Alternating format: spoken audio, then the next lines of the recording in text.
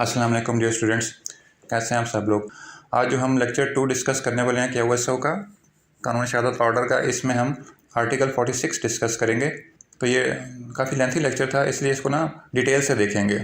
अब सेक्शन 46 जो है ना, ये डाइंग डिक्लेरेशन से डील करता है, बेस्ड करता है डाइंग डिक्लेरेशन एक लैटिन मैगज़ीन पे, जिसका मतलब है dying person does not tell a lie, कि मरता हुआ इंसान कभी झूठ नहीं बोलता। जो है ना, ये कहता है कि statement of a dying person regarding cause of death because of murder written verbal of relevant facts made by person who is dead or who cannot be found or who has become incapable of giving evidence disease की वजह से अगर evidence नहीं दे पा रहा और whose attendance cannot be produced without an amount of delay expense which under the circumstances of the case appear to the court unreasonable are themselves relevant facts in the following cases। ठीक है, इन cases में जो है ना ये relevant हो जाएगा। मतलब जब वो एक मरता हुआ शख्स है तो उसको किसी ने गोली मार दी है, तो उसके पास कोई शख्स खड़ा हुआ था, वो उसको बताता है कि मुझे ना बाबर ने मारा है, तो वो मेरा ये लगता है और वो यहाँ रहता है। ये सारा कुछ उसने डिटेल बता दी एक शख्स को। अब वो शख्स कोर्ट में जाके गवाही देता है कि मुझे मरने वाले शख्स ने जो है ना ये बताया है कि मुझे बाबर ने मारा है और मेरा उससे ये रिश्ता है और वो यहाँ पे रहता है। ठीक है, अब वैसे तो ये हेयर से एविडेंस जो है ना वो नो एविडेंस होती है, एविडेंस मस्ट बी डायरेक्ट होनी चाहिए सेक्शन 71 के मुताबिक। तो लेकिन ये सेक्शन जो है ना ये 71 की एक्सेप्शन है। मतलब यह है कि इसमें हेयर से एक बंदा बता रहा है कि मैंने उससे सुना था कि उसने कहा था, डाइंग पर्सन ने कहा था कि मुझे इस फलाने बंदे ने मारा है, ये हेयर से एविडेंस। लेकिन यहाँ पे इसकी एक्सेप्शन है, क्योंकि डाइंग पर्सन ने मरते वक्त जो है ना बयान दिया है, डाइंग पर्सन ने मरते वक्त बयान दिया है कि मुझे फलाने पर्सन ने मारा है। अब इसमें एक दो चीज़ें हैं कि रिटर्न भी हो सकती है, वर्बल भी हो सकती है। एक डाइंग पर्सन स्टेटमेंट देती है कि मुझे फलाने बंदे ने मारा है, ये रिटर्न भी हो सकती है, वर्बल भी हो सकती है।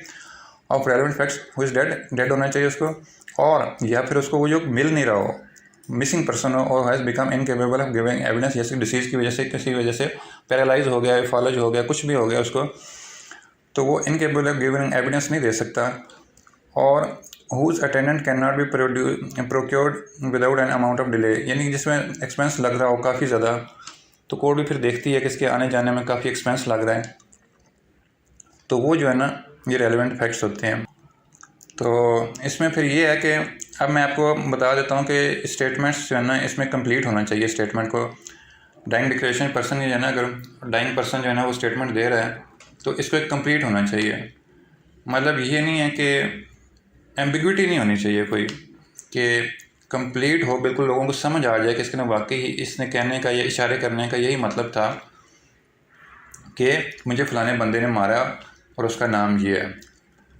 और ये रिटर्न भी हो सकती है, वर्बल भी हो सकती है। और इसमें जो है ना डाइंग डिक्लेरेशन में जो है ना बंदे की जो है ना डेथ लाजमी चाहिए, लाजमी बंदे की डेथ लाजमी होती है, ज़रूरी होती है। Death of necessary, death is necessary for dying declaration, death जो है ना वो नेसेसरी होती है। ठीक है, अब कॉम्पिटेंसी ऑफ डाइंग पर्सन जो है ना ये भी देखा जाएगा कि जो डाइंग पर्सन है वो कितना कॉम्पिटेंट है, जो डिक्लेरेशन दे रहा है, बयान दे रहा है, वो साउंड माइंड है, बच्चा है, बीमार है, क्या है वो।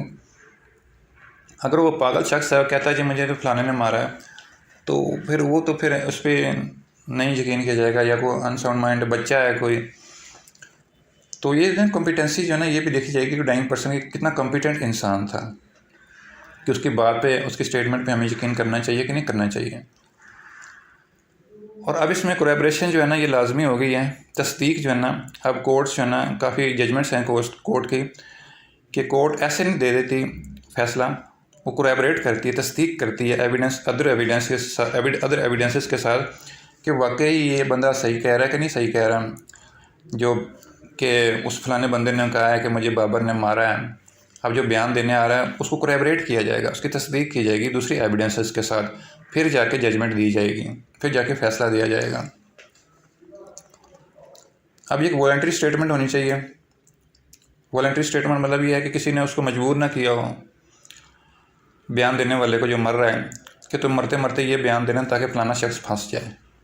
अब ये भी होता है अक्सर कि अगर कोई ऐसा कोई सीन चल रहा हो किसी की लाइफ में, किसी की लाइफ को थ्रेट हो, तो अगर दूसरा बंदा कह दे यार अगर तुम्हें कभी कुछ हुआ ना, तुम आसपास किसी खड़े हुए बंदे को कह देना कि मुझे फलाने बंदे ने मारा था, कि वो फंस जाए। तो ये भी होता है। इसलिए कोलैबोरेशन जो है ना अब लाजमी हो गई है। कोलैबोरेशन के बगैर जो है ना डाइंग डिक्लेरेशन को नहीं माना जाता, उसको तस्दीक किया जाएगा दूसरी एविडेंसेस के साथ। दूसरा ये है कि the general rule of 71 must be direct. अब 71 का जनरल रूल था कि जो है ना एविडेंस को डायरेक्ट होना चाहिए, हेयर से एविडेंस नहीं होना चाहिए। तो ये एविडेंस जो है ना ये एक्सेप्शन है। सेक्शन 1 कहता है when it relate to cause of death, जब ये कॉज ऑफ डेथ से रिलेट करती है, ये एक्सेप्शन है 71 की, कि इसमें हम कह सकते हैं कि हेयर से एविडेंस जो है ना अलाउ है। लेकिन ये भी फिर आपको मैंने जब वैसे बताया कि कोलैबोरेट करके दूसरी एविडेंसेस के साथ फिर मानी जाएगी, खाली ऐसे नहीं मान ली जाएगी, क्योंकि ऐसे फिर जो है ना काफ़ी काम ख़राब भी हो जाते हैं, लोग झूठे इल्ज़ाम लगा के मर जाते हैं और दूसरा बंदा बेचारा फंस जाता है। सेक्शन 1 इसका कहता है when the statement is made by person as to cause of his death. मिसाल के तौर पे Babar is giving evidence of Aslam. Babar जो है ना असलम के बारे में जो है ना एविडेंस दे रहा था कि मुझे ना असलम जो मर गया है, बाबर ने ना स्टेटमेंट एविडेंस रिकॉर्ड की, स्टेटमेंट रिकॉर्ड की है असलम की, ठीक है, कि उसने मुझे कहा था, असलम ने मरते हुए ये कहा था कि मुझे फलाने बंदे ने मारा है। दूसरा है और as any of the circumstances of the transaction which resulted in his death. दूसरा ये है कि अगर एक शख्स कुछ पैसे लेने जा रहा था, किसी को रिकवरी होनी थी ट्रांजैक्शंस की, मतलब मिसाल के तौर पे 10 लाख लेने थे एक शख्स ने, तो अपने घर वालों को बताया जाता है कि मैंने 10 लाख रुपए लेने जा रहा हूँ एक शख्स से, और वो उसको कत्ल कर देता है। तो अब घर वाले ये कह सकते हैं कि वो तो ट्रांजैक्शन की रिकवरी के लिए गया था, पैसों की रिकवरी के लिए गया था और उसको मर्डर हो गया उसका, तो ये भी एक फैक्ट रेलेवेंट हो जाएगा। In cases which cause of death, in cases in which the cause of that person's death come into question. और ये है कि उसमें ना पर्सन की डेथ जो है ना वो क्वेश्चन होनी चाहिए, उसको डेथ उसकी लाजमी होनी चाहिए उसमें। ये नहीं कि एक शख्स अगर ज़िंदा है तो ज़ख्मी हो गया तो वो डाइंग डिक्लेरेशन नहीं आएगी। उसके बाद such statement are relevant whether the person who made was it और not time when they were made under the expectation of death. दूसरा ये कि वो ये भी रेलिवेंट है कि वेदर जो है ना वो अपनी एक्सपेक्ट कर रहा था कि नहीं कर रहा था अपनी डेथ को, ठीक है। And whether may be the nature of the proceeding in which the cause of death come to the question. और दूसरा ये है कि, और फिर अगला पॉइंट ये है कि नेचर भी जो है ना प्रोसीडिंग्स की वो भी मैटर नहीं करती हैं कि वो सिविल थी या क्रिमिनल थी, ठीक है। तो ये सारा इसमें बताया गया है कि कॉज ऑफ डेथ होनी चाहिए बंदे की। दूसरा अगर मिसिंग पर्सन है, डिसीज पर्सन है, उन सभी आगे सब हेडिंग्स हैं और आगे सब आर्टिकल्स हैं इसके, तो वो फिर हम आगे देखते हैं। अब ये रिकॉर्ड कौन कौन कर सकता है? मजिस्ट्रेट कर सकता है। मजिस्ट्रेट अगर अवेलेबल नहीं है तो पुलिस वाला कर सकता है। अगर उस टाइम पे कोई पुलिस वाला भी नहीं है तो डॉक्टर कर सकता है, अस्पताल जाते हुए उसकी डेथ हुई है तो। अगर डॉक्टर भी अवेलेबल नहीं है तो कोई भी इंसान जो है ना वो रिकॉर्ड कर सकता है ये जो ना स्टेटमेंट डाइंग पर्सन की। अब इसका जो सब आर्टिकल 2 कहता है और is made in course of business. जब ये कोर्स ऑफ बिजनेस में जो है ना कोई कोर्स ऑफ बिजनेस में काम करने के दौरान जो है ना ये कोई अगर काम किया गया उस ड्यूटी परफॉर्म करते हुए हुआ है तो वो भी फिर जो है ना रेलेवेंट हो जाएगा। जैसे कि मिसाल के तौर पे इसमें एग्जांपल देता हूँ आपको, इसमें इसी में दी हुई है क्यूएसओ में दी हुई example. The question is as to the date of A's birth an entry in the diary of deceased surgeon regularly kept in the course of business stating that on a given day he attended A's mother and delivered her of a son is a relevant fact. अब मिसाल ये है कि question ये था कि एक ही death हुई है कि नहीं हुई, एक ही बर्थ हुई है कि नहीं। Question is whether date of his birth, एक ही बर्थ का जो है ना क्वेश्चन था। An entry in the diary of deceased surgeon, अगर एक डिसीज सर्जन, एक जो सर्जन था वो डायरी लिखता था तो वो मर गया। अब कोर्स ऑफ बिजनेस में हर रोज़ लिखता था वो, एंड उसने लिखा कि ही अटेंडेड एज मदर, कि उसने एक ही मदर को अटेंड किया एंड डिलीवर कर दिया ऑप्शन इज़ रेलिवेंट फैक्ट, ये फैक्ट है। अब उसने सारा कुछ लिख दिया कि उसने मदर को डिलीवर कर दिया है, उसकी जिसको उसका इलाज कर रहा था, तो ये रेलिवेंट फैक्ट हो जाए। दूसरी एग्जांपल ये है कि the question is whether A was in Peshawar on a given day a statement in the deceased solicitor. एक डिसीज सॉलिसिटर है, एक सॉलिसिटर है, उसकी डेथ हो गई, उसने डायरी में लिख दिया कि ये ए जो था ना ये पेशावर में था। अब वो आगे चल के वो इसको कोर्स ऑफ बिजनेस में उसने सारी डायरी मेंटेन की। ये सारे लॉयर्स जो है ना डायरियाँ मेंटेन करते हैं। तो अब जो उसने ये फैक्ट लिखा हुआ था तो ये भी रेलेवेंट फैक्ट आएगा, ये इररेलेवेंट नहीं हो जाएगा। ठीक है। अब वो अगर उसको चल के ए को कहीं ज़रूरत पड़ती है अपनी प्रेजेंस शो कराने की फ़लाने डेट पे कि वो कहाँ पे था, तो वो उसकी डायरी का जो है ना मेंशन कर देगा, तो ये एक रेलेवेंट फैक्ट हो जाएगा। ये कोर्स ऑफ बिजनेस में जो है ना ये इसका था ये। तो इसकी आपको एग्जांपल से ज़्यादा सही समझ आएगा। उसका थर्ड है जी, और है ये कहता है कि the question is whether rent was paid to A for certain land, a letter from A's deceased agent to A saying that he had received the rent on A's account and held it A's order is a relevant fact। Rent receive किया है। अब question ये है कि whether, the question is whether, अब question ये है कि ए ने रेंट रिसीव किया है कि नहीं किया। A letter from A's a deceased agent, एक डिसीज्ड एजेंट था, उसने एक लेटर लिख दिया कि मैंने जो है ना रेंट रिसीव कर लिया है।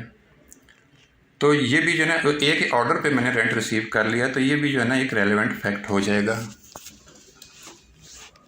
फिर अगला पॉइंट ये है कि gives opinion as to public right or custom or matter of general interest when the statement given gives the opinion of such person as to the existence of any public right or custom or matter of the public or general interest of the existence of which is existed, he would have been likely to be aware and when such statement was made before any controversy as such right, custom or matter has arisen। इसका मतलब, इसकी मैं example आपको देता हूँ। इसका मतलब ये है कि जब एक शख्स जो है, अभी कंट्रोवर्सी नहीं थी किसी भी मैटर के बारे में जो है ना, चाहे रोड हो, किसी और भी मतलब किसी और मैटर के बारे में हो, तो उस वक्त वो ज़िंदा था, लेकिन उस वक्त उसने बयान दिया था और वो कंट्रोवर्सी नहीं थी उस वक्त। इस मिसाल के तौर पे the question is whether a given road is a public way. अब ये क्या है क्वेश्चन कि ये एक रोड जा रही है, ये पब्लिक वे है, ये प्राइवेट वे है, ठीक है ना। स्टेटमेंट बाय ए, उसने एक ए जो डिसीज पर्सन था उसने स्टेटमेंट दी थी, हेडमैन लंबरदार था ना विलेज का, कि the A is that road is public. और उसने अपनी ज़िंदगी में जो ना कहा था, उस वक्त कंट्रोवर्सी नहीं थी ये इस रोड के बारे में, लेकिन उसने कहा था कि ये एक पब्लिक रोड है, तो ये भी एक रेलेवेंट फैक्ट माना जाएगा।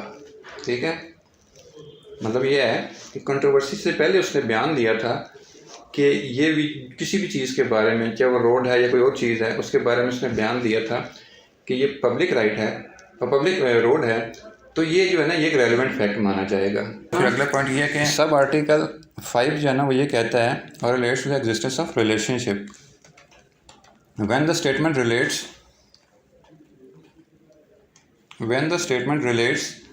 to the existence of any relationship by blood marriage or adoption between the person or whose relationship by blood marriage or adoption the person making the statement had special knowledge and when the statement was made before the question of dispute was raised। अब एक शख्स के पास एक knowledge है किसी भी relationship की, marriage की और अडॉप्शन की, तो वो जो अगर स्टेटमेंट दे तो उसकी स्टेटमेंट है कोई पड़ी हुई है, तो वो भी एक रेलिवेंट फैक्ट होगी। मिसाल के तौर पे एक ए और बी की जो शादी होती है, क्वेश्चन इज वेदर ए और बी वर मैरिड, ये मैरिड थे कि नहीं। Entry in the memorandum book by C the सीज फादर ऑफ बी, बी का जो फादर है उसने जो है ना एक एंट्री रजिस्टर की, रजिस्टर में कहीं या कहीं पे उसने ना एंट्री की हुई थी कि इन दोनों की इस डेट पे शादी हुई थी। अब इस डॉटर मैरिज यानी कि मेरी बेटी की इस डेट को शादी हुई थी ए के साथ, हम given that is relevant fact, ये एक रेलेवेंट फैक्ट होगा। ठीक है, ये स्टेटमेंट दे रहा है वो कि रिलेशनशिप की लड़की होगी, मैरिज की होगी या अडॉप्शन की होगी। तो लड़की के बाप का फादर कह रहा है, लड़की का जो बाप है वो कह रहा है कि मेरी बेटी की ए के साथ शादी हुई थी, इस डेट को शादी हुई थी, और उसने कहीं ये जो एंट्री की हुई थी इसकी मेमोरेंडम बुक में, तो ये जो है ना ये भी एक रेलेवेंट फैक्ट आ जाएगा, ये भी एक रेलेवेंट फैक्ट होगा। अब अगला है और is made in will deed relating to family affairs. अब इसमें रिलेशनशिप, मैरिज और अडॉप्शन का ही आ रहा है, एक सिलसिला चल रहा है, वही आ रहा है, लेकिन अब इसमें फ़र्क ये है the question is whether who is dead was the father of B. अब एक शख्स अब मरते वक्त वो कह गया था कि जो है ना बी जो है ना वो मेरा बेटा है। A statement by that B was a son is relevant fact, वो भी एक रेलिवेंट फैक्ट है। मिसाल का तुम्हें किसी ने एक दूसरी शादी कर ली और बाद में उसको डिस्प्यूट हो गया और दूसरे बच्चे का, और वो दूसरे पहली बच्चे जो है वाइफ उसकी ये कहती है कि नहीं हमने नहीं ये इसका बेटा नहीं है, तो अगर वो उसकी ज़िंदगी में ही कह गया भाई ये मेरा बेटा था तो फिर ये भी एक रेलिवेंट फैक्ट हो जाएगा। ठीक है, उसके बाद आ गया और in the document related to transaction mention in the article 26 paragraph A. तो उसमें कहते हैं when the statement is content in any deed, जो कुछ स्टेटमेंट जो डीड में जो है ना जो स्टेटमेंट डीड में लिखी गई हो विल और other documents relates to such transaction mention, वो भी सारे जो है ना वो रेलिवेंट फैक्ट होंगे। उसके बाद है जी 8th है इसका, और several person and express feelings relevant to matter in question when the statement was made by number of persons and expressed feelings and impressions on in the painted caricature exposed in a shop window, कि उसने shop के window पे caricature लगाया और जिससे लोगों की बहुत तज़हीक हुई है। तो question is as to similarity of the caricature at labelist collector, उसकी बहुत ज़्यादा तज़हीक हुई है कि काफ़ी सारे लोगों ने जो है ना उस पर देखा है और उसने कहा यार ये बहुत ही वाकई जो है ना बहुत इसकी तज़हीक हुई है, बेइज्जती हुई है इसकी इस कैरिकेचर की वजह से। तो ये भी जितने भी एक्सप्रेशन फीलिंग्स और इम्प्रेशन दिए गए बाय सेवरल पर्सन, तो ये भी सारे जो है ना ये रेलेवेंट होंगे, ये रेलेवेंट फैक्ट में आएंगे। तो ये सारा कुछ था सेक्शन 46 का। तो इसमें यहाँ पर मैं आपको थोड़ा समराइज़ करके बता देता हूँ कि सेक्शन 46 में पहले बताया गया था डाइंग पर्सन जो है ना डाइंग डिक्लेरेशन देता है, तो वो डाइंग डिक्लेरेशन जो है ना तभी उसकी होगी जब वो कोरैबोरेट होकर तस्दीक हो जाएगी उसकी डिफरेंट एविडेंसेस के साथ, तो तभी वो मानी जाएगी। और इसमें फिर हमने देखा कि कौन कौन ये कर सकता है, मजिस्ट्रेट, पुलिस, डॉक्टर कर सकता है, और एनी पर्सन कॉम्पिटेंट, कोई भी पर्सन अगर कॉम्पिटेंट है तो वो भी कर सकता है। और स्टेटमेंट कंप्लीट होनी चाहिए, डेथ होनी चाहिए, इसमें competency of the dying person भी देखी जाएगी इसमें। फिर हमने इसका जो है ना 71 देखा कि 71 कहता है कि मस्ट भी डायरेक्ट होनी चाहिए, लेकिन इसकी एक्सेप्शन जो है ना या कि 46(1) जो है ना बताई गई थी इसमें। तो ये सारी एक्सेप्शंस हैं इसकी कि डाइंग डिक्लेरेशन जो है ना वो दे सकता है डायरेक्ट, अगर नहीं भी है तो डाइंग पर्सन अगर कोई एक्सप्रेशन दी है तो वो भी मानी जाएगी कोर्ट में, उसको मान सकती है कोरैबोरेशन के बाद। ठीक है, तो आफ्टर कोरैबोरेशन विद अदर एविडेंसेस। फिर उसके बाद हमने डिफरेंट आगे सब आर्टिकल्स देखे कि इसमें जितने भी थे, कोई पब्लिक राइट था, कोई कस्टम थी, तो उसके बारे में हम देखा, कोई रिलेशनशिप के बारे में था, रिलेशनशिप ऑफ ब्लड और अडॉप्शन के बारे में था। और फिर हमने ये देखा, उसके बाद फिर हमने देखा कि ये लाइबल वगैरह का आ गया था, किसी ने तज़हीक कर दी है किसी बंदे की, बहुत सारे बंदों ने तज़हीक कर दी और उसने कैरिकेचर लगा दी है शॉप पे जाके। तो बाद लोगों ने कहा कि ये बहुत ज़्यादा बेइज्जती हुई है। इसमें देखा, इसमें यह था कि several person express feelings relevant to matter is question, ये मैटर क्वेश्चन था कि फीलिंग्स और इम्प्रेशन दिए सेवरल पर्सन की तरफ से, तो ये जो था ये भी एक रेलेवेंट फैक्ट आ जाएगा इसमें। तो ये सब ये जो आर्टिकल 46 था, तो इसको हमने कंप्लीट देखा आज हमने। तो अब नेक्स्ट जो है ना हम आगे से 47 से आगे स्टार्ट करेंगे। तो इंशाल्लाह मिलते हैं अब नेक्स्ट लेक्चर में, तब तक के लिए अल्लाह हाफिज़।